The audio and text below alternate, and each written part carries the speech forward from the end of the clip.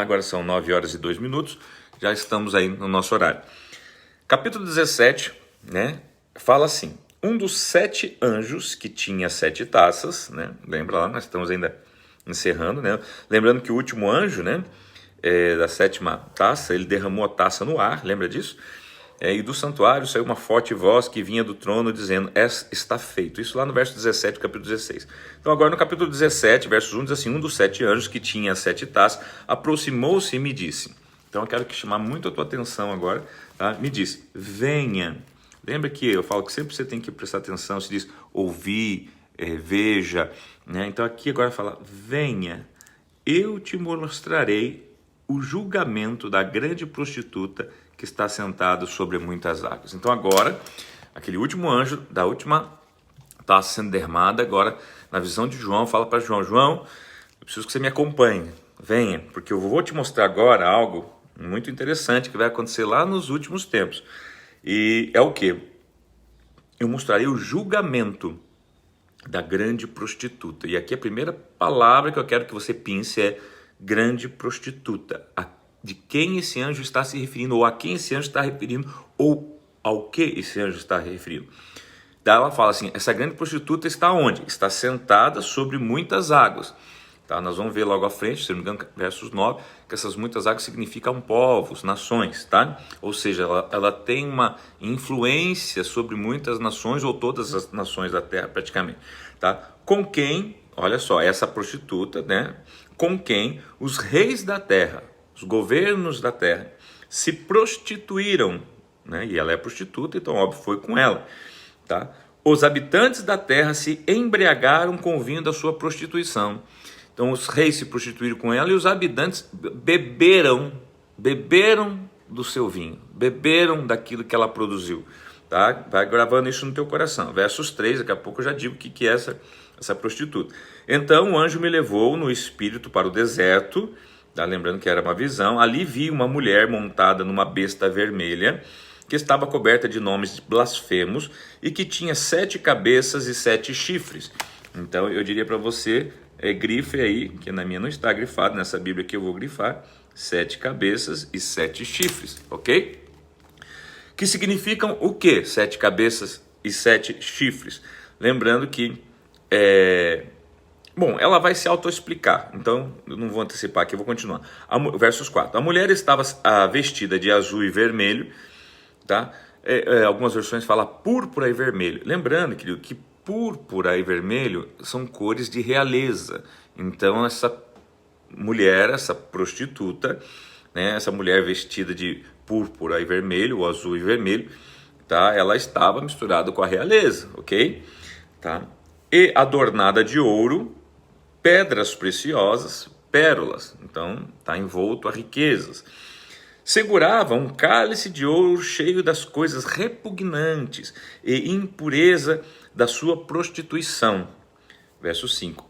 Em sua testa havia uma inscrição: mistério. 2 pontos.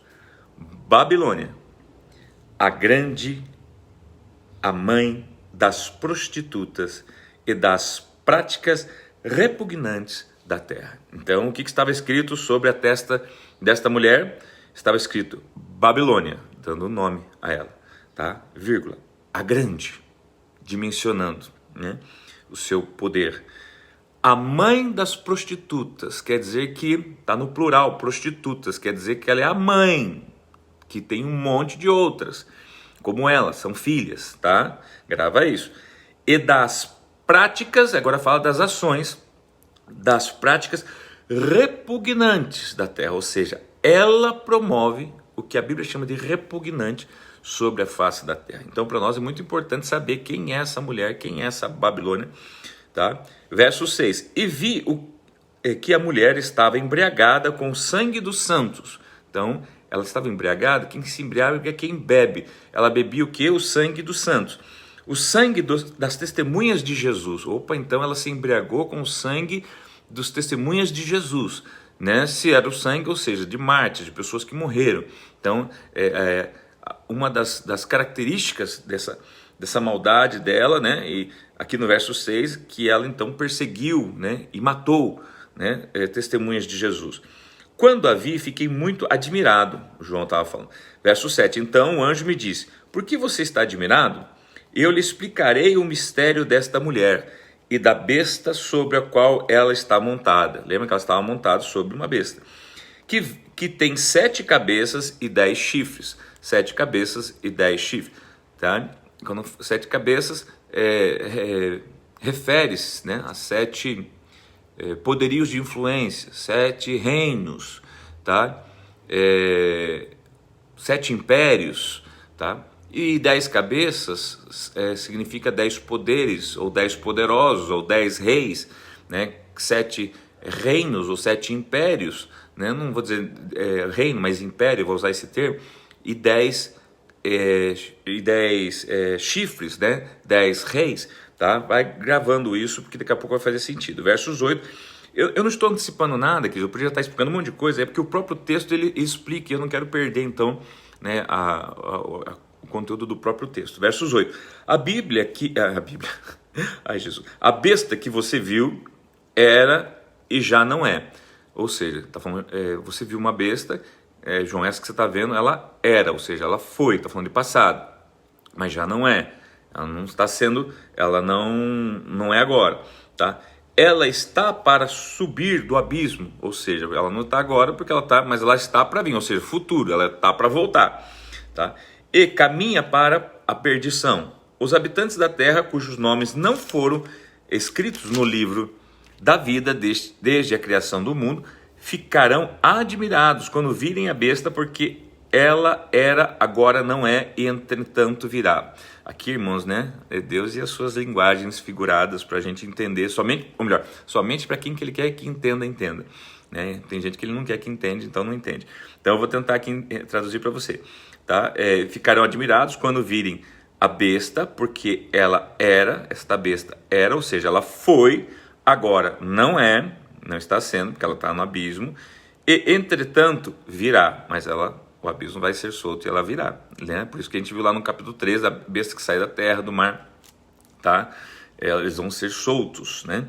9, aqui se requer mente sábia, preste muita atenção, verso 9. As 7 cabeças, então por isso que eu não expliquei, porque aqui ela começa a explicar. As 7 cabeças são 7 colinas sobre as quais está sentada a mulher. Essas colinas, irmão, toda vez que a Bíblia fala de colina, de montanhas, de montes, tá, se refere a reinos, por isso que eu falo, a impérios. Então, está dizendo o seguinte, esta mulher, ela está sentada, né, sobre 7 impérios, ela vem fundamentada, colocando o seu fundamento sobre 7 impérios. Tá? E aqui, você já deve ter visto alguns videozinhos da internet, comparando isso aqui lá. É óbvio, quando a gente fala, irmãos, dessa mulher, você vai ver que vai ficar claro, né, até o final, está se falando sobre o Império Romano, está falando sobre Roma, tá? Então você já deve ter visto alguns vídeos, até falando lá dos 8 papas, né, que seria, né, o primeiro papa, o segundo, né, 5 já passaram e um ainda existe, né, e daí supondo que João Paulo II iria se ressuscitar, eu também já acreditei nisso, mas não tem a ver com isso, tá? Hoje eu digo para você assim, eu compreendo muito mais que aqui se refere aos impérios que já existiram, ou seja, né, o Egito, né, a Babilônia, deixa eu ver se eu lembro de todos, a Síria, a Grécia, tá? Os Medo-Persas, né? A Grécia, os Medo-Persas, os Grécias e os romanos, tá? Que ainda existe, o Império Romano ainda, né? Que é o 6º, ou seja, nós não conhecemos o 7º, porque o 7º ainda virá, tá? Então, versos de número 10. Assim, então, vou ler de novo o 9. Aqui se requer mente sábia. Os 7 cabeças são 7 colinas, sobre as quais está sentada a mulher, ou seja, esta mulher. Também existe uma outra teoria, porque Roma, ela está sobre 7 colinas, né? Ela está fundada sobre 7 colinas, assim como Israel também. Então, é apenas para acrescentar conteúdo para nós aqui, tá? Versos 10, são também 7 reis. Opa, então agora começa a falar que elas podem ser 7 colinas, mas 7 reis, ou 7 impérios, aquilo que eu acabei de dizer. 5 já caíram, então o Egito já caiu, a Babilônia já caiu, os assírios já caíram, os medo-persas já caíram e a Grécia já caiu, 5 já caiu, então aqui faz muito sentido, tá? 5 já caíram. Cadê? Já caíram. E um ainda existe, que é o Império Romano. E outro ainda não surgiu, tá? Que possivelmente justamente é a nova ordem mundial, que nós vamos entrar nela logo que acabarmos o Apocalipse, ok? Deverá permanecer durante pouco tempo. Ai, deu vontade de espirrar, gente. Permanecer pouco tempo, ou seja, a nova ordem mundial ela só vem para preparar, tá? O quê? Né? O oitavo, que seria o quê? O próprio anticristo, o governo do anticristo, né? Tá? Versos de número 11. A besta que era e agora não é o oitavo rei, que eu acabei de falar aqui. Então a nova ordem mundial só vem para preparar, né? Seria o sétimo império, e ela vem para preparar, né, o surgimento do oitavo rei, que seria o anticristo. É um dos 7, e está falando o seguinte, e este oitavo que vem é um dos 7, tá? Então é um dos 7, tá? Ou quem sabe é o que influenciou o 7, né? E caminha para a perdição. Versos 12, os 10 chifres que você viu são 10 reis que ainda não receberam o reino, mas que por uma hora receberão autoridade como reis junto com a besta. Ou seja, foi falado lá de 7 cabeças, agora, né, 7... Ai, meu Deus. Agora falamos de... Deixa eu ver. 10 chifres, perdão. Agora de 10 chifres, tá? Que significam o quê? 10 reis, tá? São 10 potências, 10 líderes mundiais que se unem junto à besta, para que junto da besta... Agora então, irmãos, nós vamos ver o que? Até aqui, o que nós estamos falando? Nós estamos falando de um poder governamental, político e de uma força religiosa. O que é esta mulher, querido? O que é esta Babilônia? O Império Romano. Sim, mas como é que era formado o Império Romano? Ou melhor, como é formado os impérios? Hoje você vive num país democrático, você é do Brasil, então a gente tem uma referência um pouquinho diferente dessas nações na época e desses impérios. Como é que é empossado um rei, você sabe? Quem que empossa o rei? No sistema democrático nosso, quem que empossa o presidente? É o voto do povo, não é? É o povo que elege. No caso do império, sabe como é que é? Quem que é? É a religião, sabia? Você sabia que é o Papa, que é o sacerdote, né? Porque eles dizem que o rei é dado por Deus, é Deus que coloca, e com base lá no Saul, com base no Davi, realmente é Deus. Então, é alguém que Deus levanta para reinar, assim como Cristo. Cristo, na verdade, se a gente fosse comparar, né, o reino de Deus, né, eu falo que o sistema é teocrático, mas é imperial, onde, né, o rei dos reis, senhor dos senhores, colocado pelo Deus Todo-Poderoso, pelos céus, vai reinar. Então, mais ou menos isso. Então, olha só, aqui você começa a entender o que? Esta Babilônia, essa grande prostituta, porque o que a Bíblia chama é o seguinte, sempre é a religião que empodera, tá, a política. Você já percebeu que a política não consegue ficar sem a religião não consegue ficar sem a política? Você já percebeu isso? E o que a Bíblia está chamando aqui no capítulo 17 de prostituta? Prostituta por quê? Porque é uma mulher. Agora, a prostituta é uma qualidade dela, né, ou um atributo dela, por quê? Porque ela se prostitui, ou seja, não é toda mulher que é prostituta, mas a mulher que é prostituta é aquela que se vende, é aquela que se entrega, é aquela que se deita com outros homens. Observe aqui um paralelo, queridos. A Bíblia fala assim que a igreja, quem é a igreja? A igreja é a mulher, tá? Né? Jesus é quem vem buscar a sua noiva, a igreja feminino, Jesus, né, a imagem do masculino, né, o reino, o rei, a esposa, o rei Jesus, a esposa, a igreja. Satanás quer copiar, queridos. Satanás, ele também quer ser o rei, tá, e quer ter a sua esposa. Mas quem que é a esposa? Ele quer ser o anticristo, ok? Preste muita atenção nisso. E a sua esposa, que é o quê? A prostituta, ou seja, a igreja que se prostitui. Então, qual o cenário que nós vemos aqui nesse capítulo 17, o que nós aprendemos aqui no capítulo 17, queridos? Não quer dizer que toda igreja é prostituta, é óbvio que não. Toda mulher é prostituta? Não. Mas há igrejas, há forças religiosas que empoderam o governo, sim, e que se prostituíram, ou seja, tá? Se macumunaram as duas forças, tá? Para os seus próprios deleites, tá? Perseguiram durante a história, a gente vê perseguindo os cristãos. Por exemplo, aqui quando a gente fala, né, de Roma, né? O que aconteceu lá na década de, acho que depois de 64, ali aproximadamente depois de Cristo, a grande perseguição sobre os cristãos. Quem que perseguiu os cristãos? Ah, foi César, foi Tibério, foi... Tá, quem que empoderou esses caras? Se não o imperador. Quem que colocou o imperador? Se não a igreja, porque em tese era Deus colocando o imperador, né? Por que que você acha que eles criaram o culto ao imperador? Você sabe o que Roma fez, querido, para manter essa ligação religião e governo? Ela fez o quê? Ela falou o seguinte, e até hoje é assim, você pode ver, o sistema católico é assim, né? O importante é você ser católico, né? Apostólico e romano, tá? Você pode ter imagem de quem você quiser, você pode até ter lá o seu São Jorge, ir lá no espiritismo, não sei o quê, desde que você seja católico, desde que você seja, né? Ou seja, o importante é você ter uma chancela, não importa o que você faça. Lá no Império Romano, o que eles tinham? O importante é você fazer o culto ao imperador, você adorar o imperador. Daí você pode ser o que você quiser.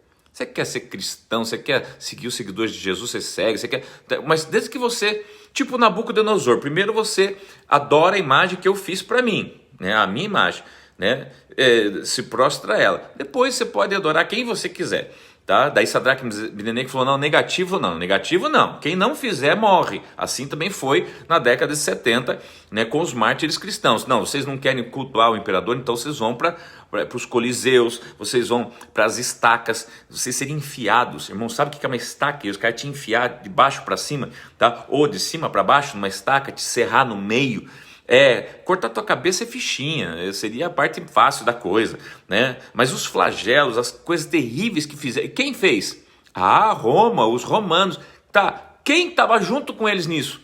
A grande prostituta, a igreja, os sacerdotes. Quem perseguiu os cristãos? A igreja. Hoje mesmo, irmãos, quem que persegue os verdadeiros seguidores de Cristo? A maior perseguição é do governo? Não, o governo é que faz as leis para enquadrar a gente, mas quem inspira ele é a religião. Então, só que é a falsa religião, é a prostituta. Como eu disse, Jesus, o rei dos reis, o esposo, a igreja, a noiva, e ele vem buscar sua noiva imaculada. O que o anticristo fez? Se colocou como anticristo também, como um rei, que também tem uma noiva, tá? Que é o quê? É uma igreja também, ou são várias igrejas, tá? Que se prostituem. E faz o quê? E estão sentadas aonde? Na besta, estão junto com a besta, tá? E a outra referência fala sobre as águas, ou seja, são sobre as nações, línguas e povos, ou seja, espalhadas. Mas a gente fala de Roma, da igreja católica, dá a impressão que só eles, a Babilônia. Não, irmãos. Lembra que nós lemos aqui que ela tem filhas que se prostituem? Ela é a mãe das prostitutas, tá? Pastor, o senhor está falando que existem outras denominações, igrejas? Sim. Tá. E a do Senhor? A minha é uma benção. Claro, vai ser sempre uma benção. A sua também é uma benção. Sempre... Porque entenda uma coisa, irmãos, não é aqui a placa, é o que está sendo produzido dentro dela. A igreja católica, irmãos, tá? Não é a igreja católica, o que se produz dentro dela. A igreja... a católica, a batista, a Assembleia de Deus, quadrangular, universal, não sei o que, qual que é boa, qual que é ruim? É o que se produz dentro delas. Não é um nome, entenda isso, não é um nome, tá? Agora, compreenda uma coisa, sempre do lado do governo. Talvez o governo, irmãos, que você menos tenha que se preocupar nesse quesito, talvez seja até o comunismo. Por que o comunismo? Não estou aqui fazendo uma apologia a ele, muito menos apoiando, sou extremamente contra, 100% contra o governo comunismo, né? Mas ele não está aparentemente ligado a uma igreja, tá? Então, e aonde Deus chama de prostituta é o quê? É a mulher que se vende. O que para Deus é repugnante? Quem não tem mulher ou quem tem mulher e era para ser santa, imaculada e ela se prostitui? O que Deus abomina no relacionamento de duas pessoas, queridos? Tá? É o sexo dentro do casamento ou o antes do casamento? Dentro do casamento você está dentro da aliança, você está reforçando algo de Deus. Fora do casamento, tá? Você está se prostituindo. Tá? Então veja bem, o problema não é ser mulher, não é ser religião. O problema é como você está usando, né, a sua religião, tá, para negociar com os seus esposos, né? Ou com o seu esposo, tá bom? Tá? Se você está se relaciona com ele dentro do casamento, amém, né? Dentro da aliança, amém. Agora, se está fora, então, aqui ainda a gente poderia fazer um vídeo só sobre isso, não vou, senão a gente vai pirar, gente, tá? Versos 13. Eles têm um único propósito e darão o seu poder, a sua autoridade. Eu vou ler o 12 para a gente... os 10 chifres que você viu são 10 reis que ainda não receberam o reino, pelo menos na época de João, né? Não quer dizer que hoje já não estão todos aí, mas que por uma hora, ou seja, pouco tempo, receberão autoridade como reis. Tá? E chega uma hora que eles vão ter, né, sua força, junto com a besta, tá? Que vai surgir. Versos 13, eles têm um único propósito, tá? Mostrando o objetivo e o propósito deles, e darão o seu poder, a sua autoridade à besta. Ou seja, esses reis vão ser levantados em sua força, em seu poderio. Ai, gente, vontade de espirrar, né? Em seu poderio para quê? Ai, desculpa, gente, dá licença. Não é Covid não, tá, gente? É porque eu tô com gelado aqui mesmo, né? Então, dará o que? Sua autoridade à besta. Verso 14, guerrearão contra o cordeiro, olha só o objetivo, guerrear contra o cordeiro, mas o cordeiro os vencerá, pois é o Senhor dos senhores e o Rei dos reis. E vencerão com eles os seus chamados, escolhidos e fiéis. Então aqui mostra que eles vão tentar guerrear, pior que vão, irmãos, eles acreditam que podem. Pensa num povo que acredita que pode. E o que eu acho mais impressionante é que a Bíblia fala o seguinte: sabe como é que Cristo vai vencê-los? A Bíblia fala que Cristo vai vencê-los com um sopro. Um sopro da sua boca. O massa é que Jesus, ao vencê-los com um sopro, a Bíblia está escrito aqui, nós acabamos de ler, ele vai vencer não sozinho, mas a gente está com ele, a gente volta com ele, a gente vai estar com ele nessa guerra. Olha só, guerrearão contra o cordeiro, mas o cordeiro os vencerá, pois é o Senhor dos senhores e Rei dos reis, e vencerão com ele, ou seja, com Jesus, tá? Os seus chamados, escolhidos e fiéis. Nós, irmãos, né? Nós que não aceitamos a marca, nós vamos estar juntos, nós vamos ajudar a soprar, nós vamos fazer vento junto com ele, tá? E com um sopro, tá? Satanás, seus demônios, seus exércitos, seus reis, como um sopro, né? Vão ser dizimados, porque quem eles são? Eles não são nada perto do nosso Deus, perto do nosso Senhor e Salvador, perto de Jesus, não é nada. O que é um Covid? Nada. O que é um câncer? Nada. O que é um tumor? Nada. O que é a falta de dinheiro? Nada, queridos, nada, diante do nosso Deus e Pai Todo-Poderoso. Louvado seja o nome do Senhor, a Ele seja toda a honra, toda a glória, todo o louvor, para todos sempre, amém, amém. Glória a Deus, queridos, né? Por isso, então, versículo de número 15, diz assim agora: então o anjo me disse, a João, né? As águas que você viu, então agora explicando que eram as águas, eu já falei aqui, onde está sentada a prostituta, são, o que é? Povos, multidões, nações e línguas. Então por isso que eu falei, a própria Bíblia explicando a própria Bíblia, tá? A besta e os 10 chifres que você viu odiarão a prostituta. Aqui, irmãos, por incrível que pareça, né? Vai chegar uma hora que a besta, que é a força política, vai o quê? Vai ir contra a própria prostituta. Você acredita? É aquele marido, né, que tem lá o extraconjugal, a prostituta, e chega uma hora daí ele fala assim: cansei, não quero mais, obrigado, você já me serviu, tchau, e agora se vira contra a prostituta. É exatamente isso que vai acontecer, tá? Eles a levarão à ruína e a deixarão nua, comerão a sua carne e destruirão com fogo. Verso 17, pois Deus colocou no coração deles o desejo de realizar o propósito que ele tem, levando-os a concordarem em dar à besta e o poder que eles têm para reinar, até que se cumpra a palavra de Deus. Verso 18, a mulher que você viu é a grande cidade que reina sobre os reis da terra. Tá? Então aqui falando que a mulher que você viu, explicando que quem é a grande cidade, né? Então por isso que muitos vão falar aqui Roma, né? Que reina sobre os reinos da terra. Mas Roma reina? Não, né, gente? Reina de forma religiosa, talvez, né, influenciada, mas não. Mas lembra que ela ainda existe e depois ela volta. Então significa o quê? Muita água ainda vai correr nessa pedra, viu, queridos? Muita água. Não pense que a Roma está morta. Não, você vai ver muita coisa vai acontecer. Queridos, e o verso 18 é a queda desta Babilônia, é a queda, né, então, dessa cidade, dessa mulher, mas nós vamos falar amanhã, tá bom? Eu espero que tenha feito um sentido para você, ajudado você em alguma coisa, a leitura e a exposição desse capítulo 17. Mas basicamente, queridos, eu quero ressaltar uma coisa a vocês. a vocês cristãos, ou vocês religiosos que nos ouvem nesta manhã, tá? Talvez você fique chateado, porque às vezes a gente pode citar, né? Os romanos, a Igreja Católica, mas observe que eu citei as outras denominações também. E eu não estou citando nenhuma aqui como a verdadeira, porque não existe uma denominação verdadeira. Denominação é o nome que homens dão, tá, para um ajuntamento de pessoas com uma fé em comum, tá? Então observe que eu estou falando sobre o conteúdo. Hoje em dia você já tem, tá, igrejas católicas, tá, que pregam catolicismo, e igrejas católicas que pregam, como é que chama lá? Movimentos carismáticos, né, que falam do Espírito Santo, pode ser do Espírito Santo. Enfim, amanhã pode ser que você tenha uma católica verdadeira, a gente não sabe. Assim como hoje você tem igrejas cristãs, evangélicas, tá, que pregam a palavra extremamente maravilhosa e junto tem suas doutrinas de demônios, né, como outros livrinhos que acompanham, né, com outras revelações e verdades, etc. Né? Há umas que são cheias de misticismo, cheias de paganismo, cheias de coisas. Então, enfim, Cristo, por isso que você precisa conhecer a palavra de Deus. Tá? Porque se você conhecer se a tua religião for o conteúdo de uma denominação, tá? Então você está muito suscetível a ser enganado. Agora, se a sua religião, seja ela qual for, se estiver na igreja que você estiver, mas o teu conteúdo for a Bíblia, tem coisas que lá dentro você fala, opa, isso aqui não está na Bíblia. Tá? Eu sou Igreja do Evangelho Quadrangular, melhor igreja do mundo, irmãos.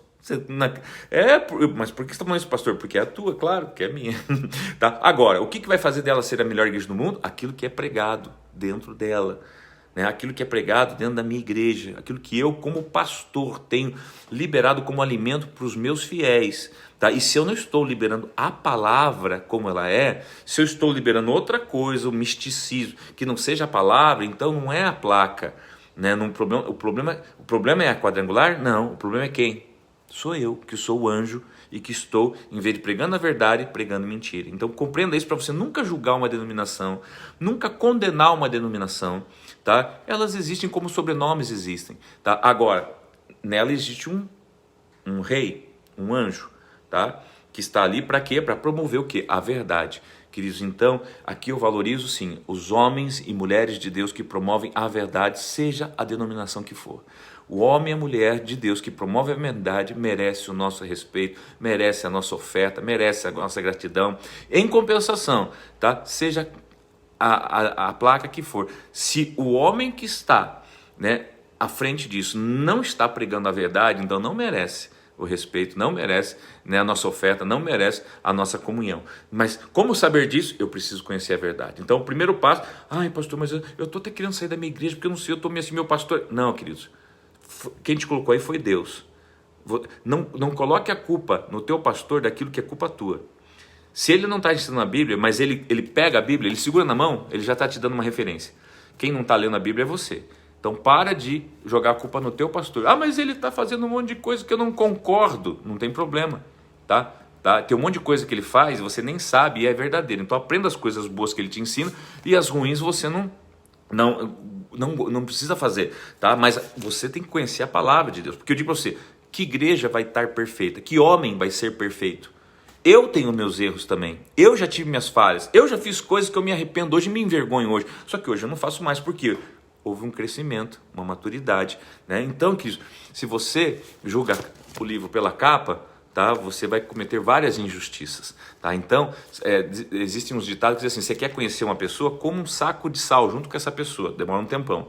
Então muitas pessoas já me julgaram, muitas pessoas já me condenaram, muitas pessoas já me venderam, muitas pessoas já me expuseram, tá? Mas hoje eu continuo aqui, né?